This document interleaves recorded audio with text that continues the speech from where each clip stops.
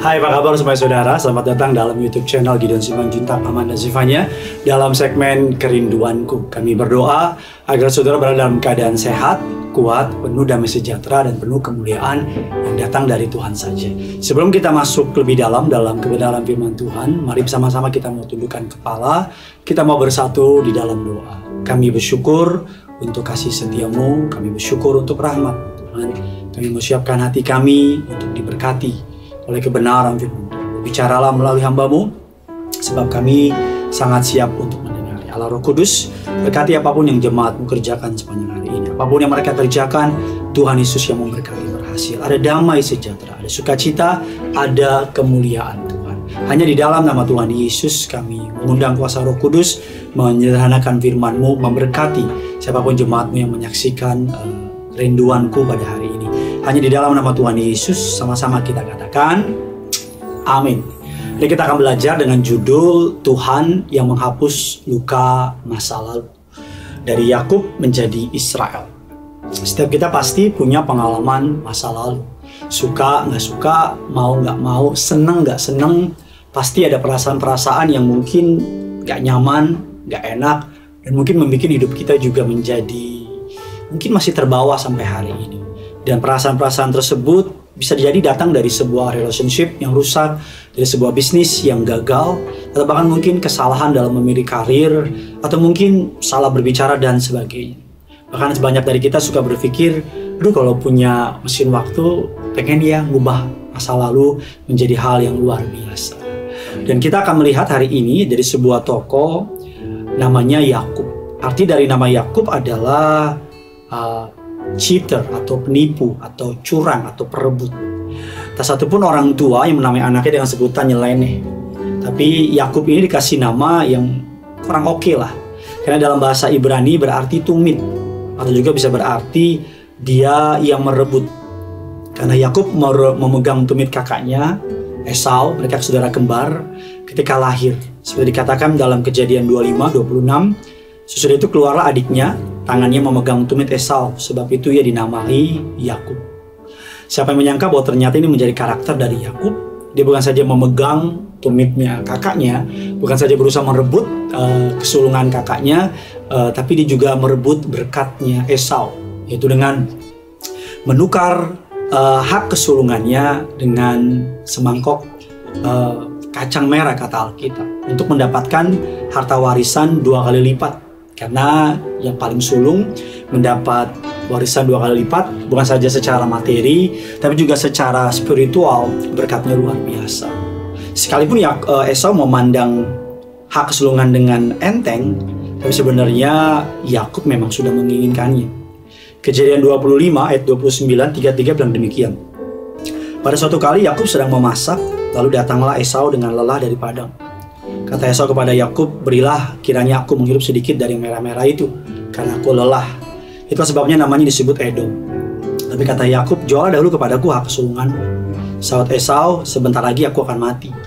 Apakah gunanya bagiku hak kesulungan itu? Kata Yakub, bersumpah dahulu kepadaku. Maka bersumpahlah ia kepada Yakub, dan dijualnya lah hak kesulungannya kepadanya. Yakub berhasil menipu Esau dengan merebut hak kesulungannya.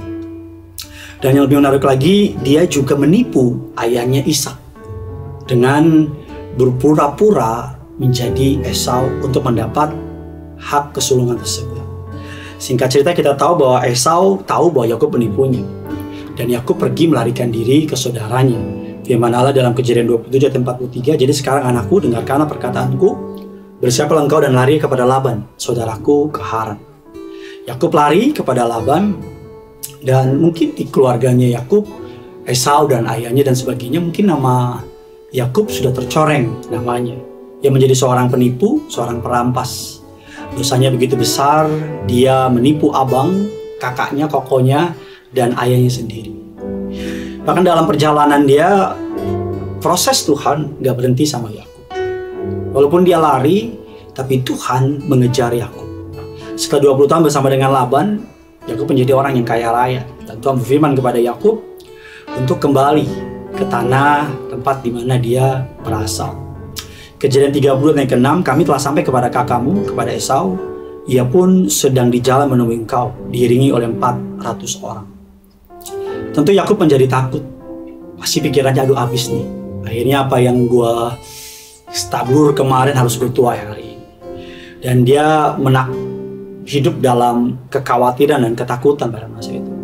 Tapi Yakub memilih untuk maju. Tuhan sudah berfirman, pantang untuk dilanggar.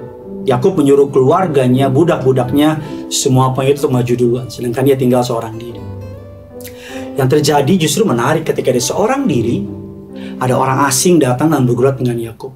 Dan seorang laki-laki bergulat dengan dia sampai fajar menyingsing. Kejadian 32 ayat 24. Begitu hebatnya pergulatan itu, hingga orang asing memukul sendi pangkal paha Yakub. Ayat 25. Yakub tahu bahwa orang ini bukan manusia biasa. Ia meminta orang itu memberkatinya. Ayat 26. Dan Yakub menerima berkat. Dan berkata bahwa ia telah melihat Allah muka dengan muka, tapi hidup. Ayat yang ke-30. Bahkan ia diberi nama baru, artinya Israel, yang dipimpin Allah. Allah sendiri berfirman, namamu tidak akan disebut lagi Yakub, tapi Israel, sebab engkau telah bergumul melawan Allah dan manusia dan engkau menang. Ayat yang ke-28. Apa artinya? Apakah Allah kalah sama Yakub? Bukan. Tetapi Allah bergumul dengan Yakub sebagai pertanda agar Yakub tidak mengandalkan kekuatannya sendiri, dengan berhadapan kepada Esau. Juga tanda bahwa Allah menyertai Yakub. Bahkan Allah memberikan nama baru kepada Yakub, identitas baru, dengan menghapus masa lalu Yakub. Hilanglah Yakub sang pencuri, sang perebut, sang penipu. Sekarang muncullah Israel yang dipimpin Allah, yang berkenan kepada Allah. Allah menghapus luka masa lalunya Yakub.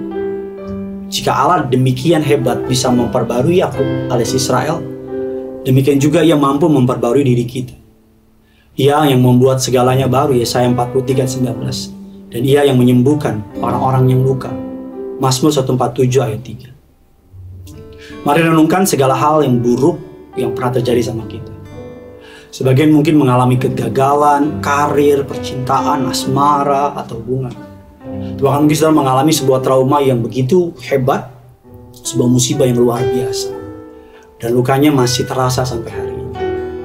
Atau mungkin juga saudara pernah kecewa akan keadaan. Sama seperti Allah menghapus masa lalu Yakub, menggantinya menjadi Israel. Allah yang sama juga bisa menghapus semua hal yang buruk dan menggantinya dengan hal yang baik. Hari ini Tuhan bisa menjadikan kita baru. Dia siap melakukan pekerjaan yang baik. Efesus 2 ayat yang ke-10. Semua luka, trauma, rasa malu, rasa takut, bawa ke dalam kakinya Tuhan. Tuhan mampu pulihkan. Pastinya prosesnya nggak instan.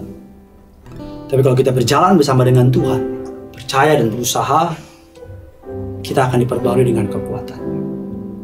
Yang mana Allah berkata, Ia yang menyegarkan jiwa, Ia yang menuntun engkau, kan Ia yang memperbarui kekuatan. Kalau Tuhan bisa menghapus masa lalu Yakub, memberikan masa depan yang indah, dari nama Yakub muncul Israel, muncul sebuah bangsa yang dikasihi Allah. Tuhan yang sama juga mau menghapus masa lalu saudara, mau menyucikan hidup saudara dengan mempersiapkan masa depan yang indah buat saudara. Jangan takut, jangan lari, jangan mundur. Berjalan bersama dengan Tuhan. Tuhan mau menuntun saudara. Terus kolom komentar di bawah, masa laluku Tuhan ubah menjadi masa depan yang indah. Kalau engkau takut menghadapi Esaumu, bilang Esau akan Tuhan kalahkan. Aku mengandalkan kekuatanku, aku mengandalkan kekuatanku. Aku mengandalkan kekuatan yang kuterima dari Tuhan.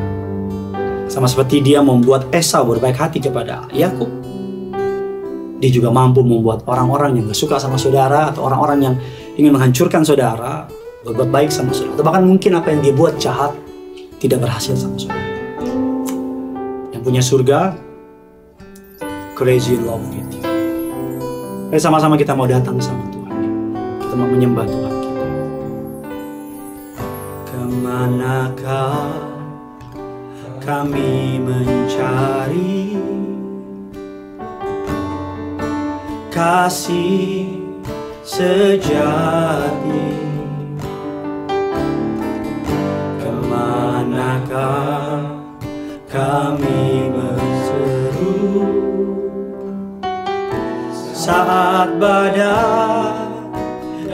yang menderu, yang kami tahu hanya Kau yang mampu pulihkan segala sesuatu.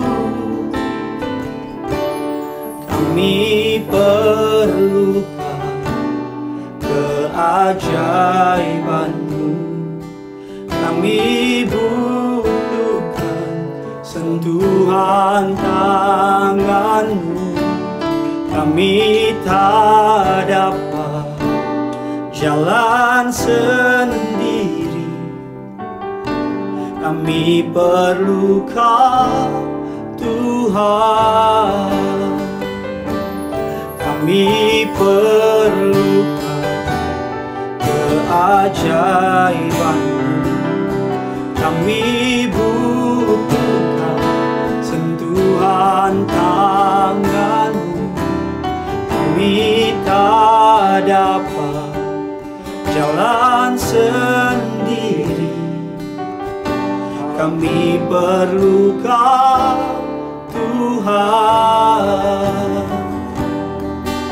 Kami perlu Kau Tuhan. Aku perlu Kau.